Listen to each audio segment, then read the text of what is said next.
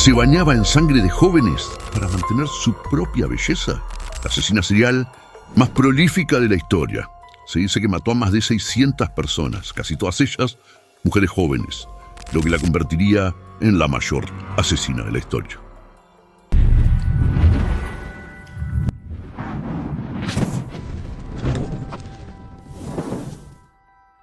Elizabeth Bathory es una figura enigmática, conocida como la Condesa Sangrienta.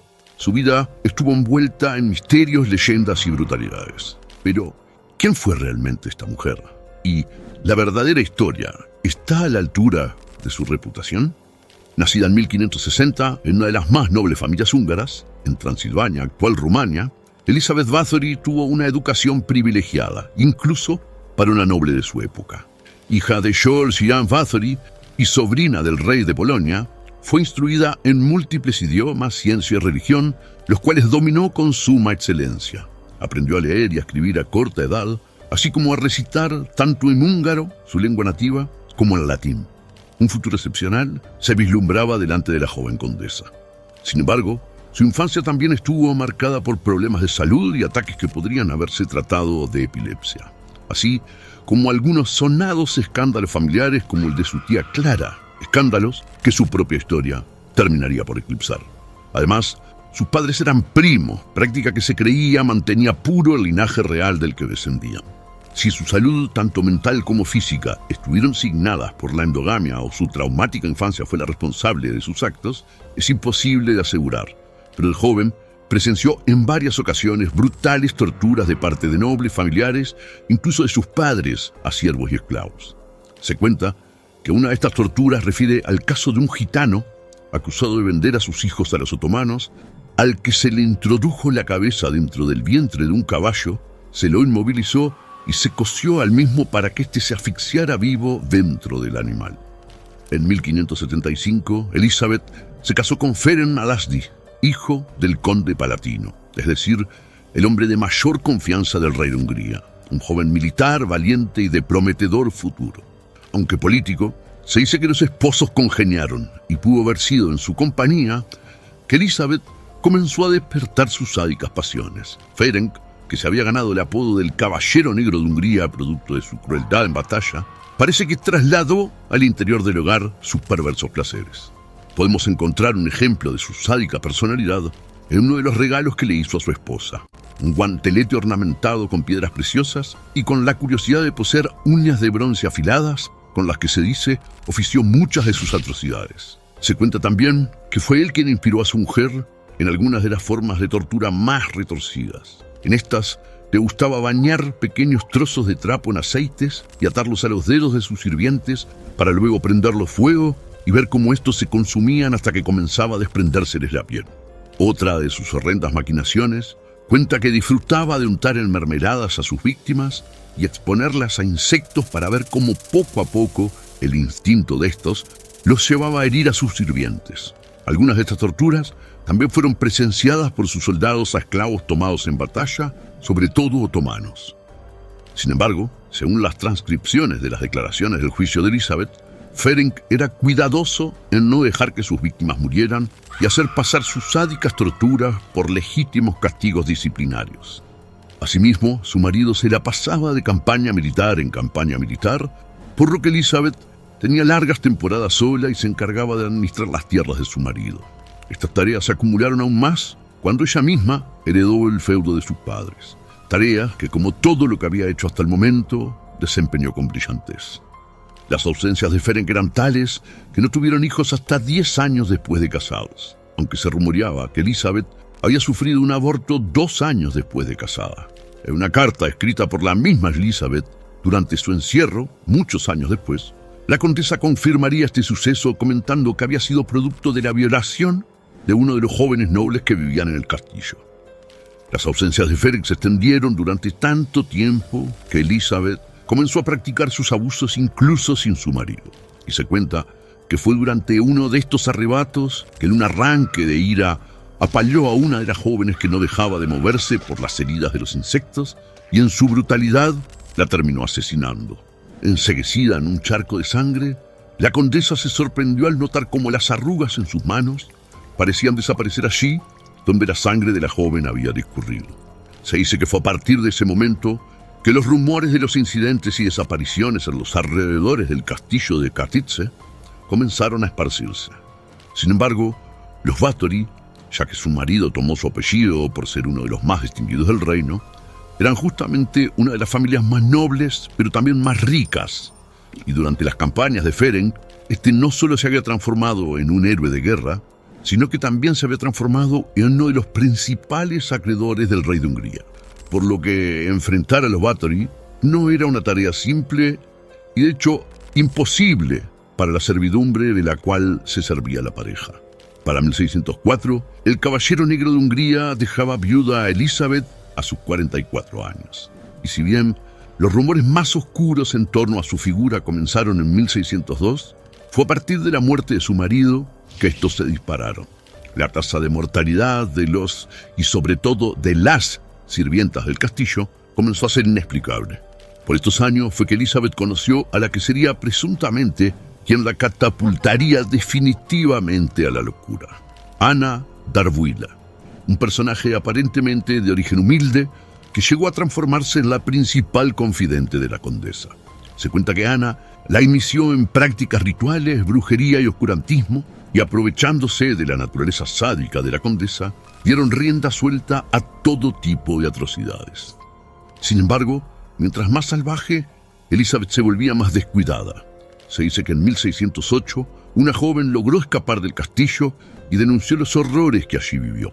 Aunque otra vez, la sombra de los Bathory sería demasiado larga para escapar de ella. La denuncia de la joven fue desestimada y los criados más leales de la condesa la llevaron de nuevo al castillo, donde lo que le esperaba no es posible describir con palabras. De todas formas, el incidente sirvió para que los pocos incautos de la región que aún mandaban a sus hijas a trabajar al castillo de Katice dejaran de hacerlo, y para que un pastor protestante, cuyo nombre varía de versión en versión, la denunciara frente a la curia clerical. De esta forma, atrajo más atención sobre su figura. Desprovista de nuevas víctimas plebeyas en las inmediaciones del castillo, Elizabeth cometió el que tal vez fuese su error definitivo. Decidió abrir un internado femenino al que, a pesar de los rumores, acudieron varias jóvenes de la baja nobleza húngara. No pasó ni un año para que las aberraciones se hicieran evidentes. No pasaba una semana sin que una joven muriera. Las familias comenzaron a pedir explicaciones. Epidemias, muertes súbitas y accidentes descabellados fueron las primeras excusas. Sin embargo, cuando los padres pidieron los cuerpos para dar noble sepultura a sus hijas, las versiones empezaron a cambiar.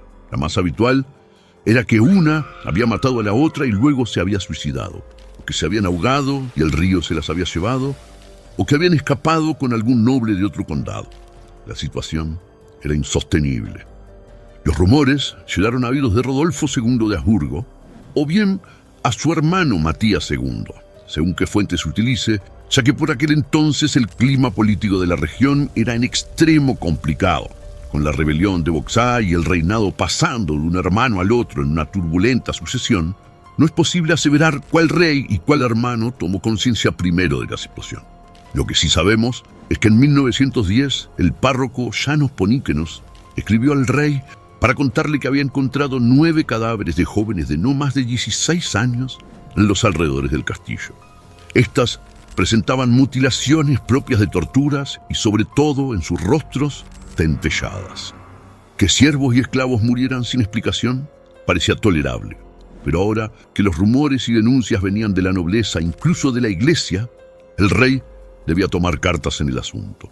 Encargó al conde palatino Gheorghi Turso que llevara a cabo una investigación, lo cual ponía a Gheorghi en un predicamento, no solo por tener que enfrentar un proceso contra una de las familias más nobles del imperio, sino porque Elizabeth había quedado como su protegida, encargada por Ferenc Nadasdi, el Caballero Negro y su amigo de armas.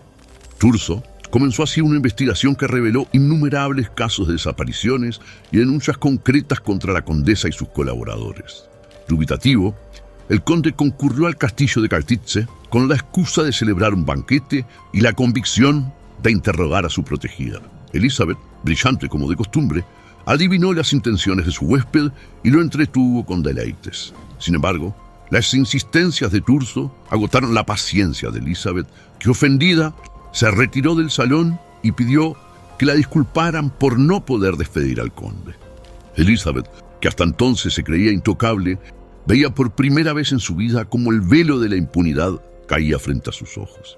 Esto es fácil de inferir a partir de una carta que envió a su sobrino Gáibor, rey de Polonia, en una operación inteligente, ya que éste transitaba una hostil disputa con los Habsburgo por los territorios fronterizos. Sin embargo, por algún motivo, la operación fue infructuosa y Elizabeth se mantuvo en Katowice. Las investigaciones continuaron a la par de las desapariciones que parecían haberse desbocado. Ya sin alternativa, Georgi Turso se dirigió al castillo con un pequeño contingente para allanarlo. Al llegar, sin ninguna resistencia, la condesa se entregó. En la sala yacía una joven muerta y medio desollada y otra aún viva, también a medio desollar. En los salones privados del castillo se encontraron varias cámaras y aparatos de torturas, así como a los sirvientes infraganti tratando de limpiar la evidencia de los últimos suplicios. De inmediato comenzó el juicio contra Elizabeth, la cual sostuvo siempre su inocencia. Sin embargo, Ilona, Katalin, Dorothea y Fisco, sus más leales colaboradores, probablemente bajo tortura, confesaron todos los crímenes y señalaron a Elizabeth como el artífice detrás de las atrocidades. Una de ellas mencionó un diario en el que se registró cada una de las atrocidades, aumentando el número a más de 600 víctimas. El famoso diario jamás fue encontrado. Una teoría afirma que al ser analfabetas los sirvientes no tenían forma de saber cuántas víctimas se contaban ni la magnitud de la cifra. Cuando las acusaciones terminaron, los sentenciaron a morir en la hoguera, no sin antes cortarle las manos. Sin embargo, la sentencia de Elizabeth era más complicada. A pesar de las innumerables pruebas, la condesa seguía siendo no solo una de las personas más ricas de Hungría, sino también la protegida del conde palatino del rey. Al parecer, en un intento por salvaguardar la memoria de su amigo y su palabra, Georgi intercedió ante Matías para no reclamar la cabeza de Elizabeth y recluirla en una habitación de su castillo. Al final, con esta pena Matías conseguía lo que tanto ambicionaba: confiscar las tierras de los Báthory y cancelar su deuda, aliviando así la frágil economía de guerra de una corona en una situación dramática. Elizabeth moriría en cautiverio 2 años después, en 1614. Quedaba así sellada, la leyenda de la asesina serial más prolífica de la historia. Sin embargo, investigaciones posteriores ponen en duda la veracidad de estas historias.